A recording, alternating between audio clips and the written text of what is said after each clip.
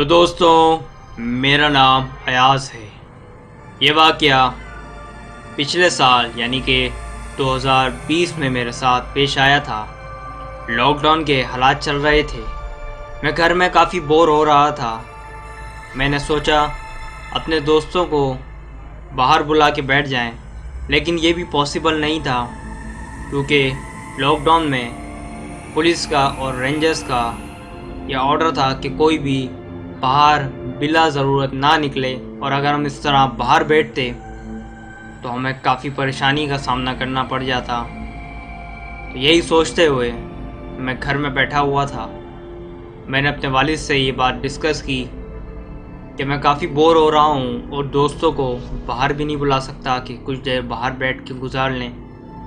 तो मेरे वालिद साहब ने कहा, तुम एक काम करो, ऊपर छत खाली है हमारी, अपने दोस्त को छत पे बुला लो और वहीं बैठकर बातचीत और अपना टाइम पास कर लेना।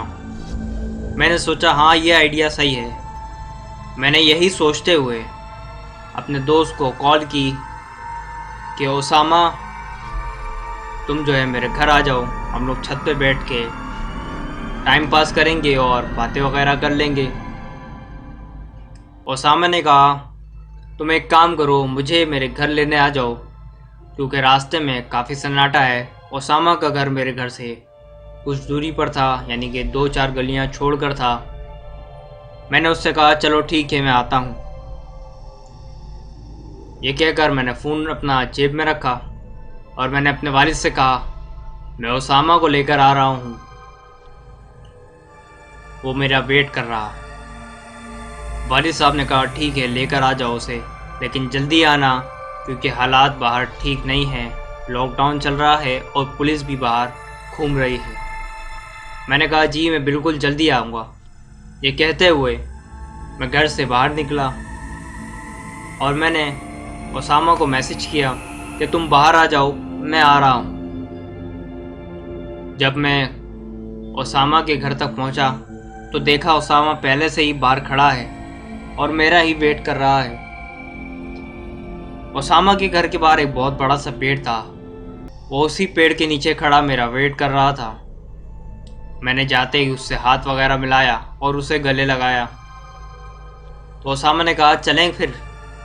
मैंने कहा हाँ चलो चलते हैं। ये कहते हुए मैं उससे बातें करते हुए अपने घर की तरफ आ रहा था। लेकिन अजीब बात यह थी कि ओसामा मेरी किसी बात का जवाब नहीं दे रहा था।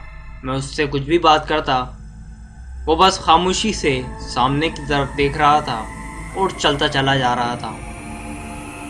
ये बात मुझे बड़ी अजीब भी लगी, लेकिन फिर वो एक जगह जाकर रुक गया।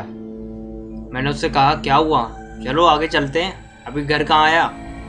तो उसने कहा रुको, मैं एक शख्स का इंतज़ार कर रहा हूँ, उसे भी आने दो फिर चलते हैं। लेकिन मैंने उससे कहा ओसामा, हम 2 ही जाने वाले थे, ये तीसरा बंदा कौन आ गया? सिर्फ हम 2 का ही प्लान था और मैं किसी और को अपने घर नहीं लेके जाने वाला।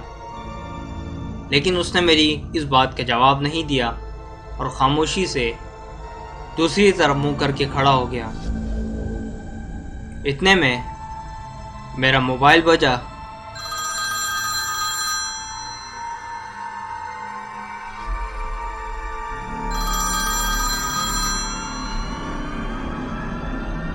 मैंने अपनी जेब से मोबाइल निकाला तो देखा मेरे फ़ोन पे ओसामा की कॉल आ रही थी।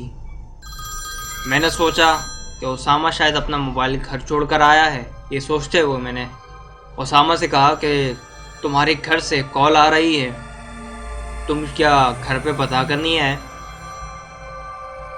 तो उसने मेरी इस बात का कोई जवाब नहीं दिया, बस उधर ही मुंह करके खड़ा हुआ था। मैं भी सोच रहा था कि क्या हुआ है, ये जवाब क्यों नहीं दे रहा। ये सोचते हुए मैंने कॉल रिसीव की और अपने कान से लगाई। और जब मैंने कॉल रिसीव की तो उसके बाद जो मेरे साथ हुआ, तो मेरे पैरों के नीचे से ज़मीन निकल गई। फ़ोन पर और कोई बंदा नहीं था बल्कि ओसामा ही था और उसने मुझे कॉल पे कहा कि मैं कब से तुम्हारा बाहर खड़ा वेट कर रहा हूँ और तुम अभी तक आए नहीं मुझे लेने। ये सुनना ही था कि मेरे होश उड़ गए और मैं अल्लाह का नाम लेता हुआ ज़ोर ज़ोर से चीखता हुआ अपने घर की तरफ दौड़ लगा दी। ओसामा जो कॉल पे मेरी सारी आवाज़ें सुन रहा था वो भी घबरा गया कि अचानक से इसे क्या हो गया है, ये क्यों चीखो पुकार कर रहा है। वो भी भागता हुआ मेरे घर की तरफ पहुंचा। मैं जब तक घर पहुंच चुका था और घर जाकर मैं एक जगह जाकर गिर गया और मेरी बहुत बुरी हालत थी और मुझे इस वक्त सख्त तेज़ बुखार हो रहा था।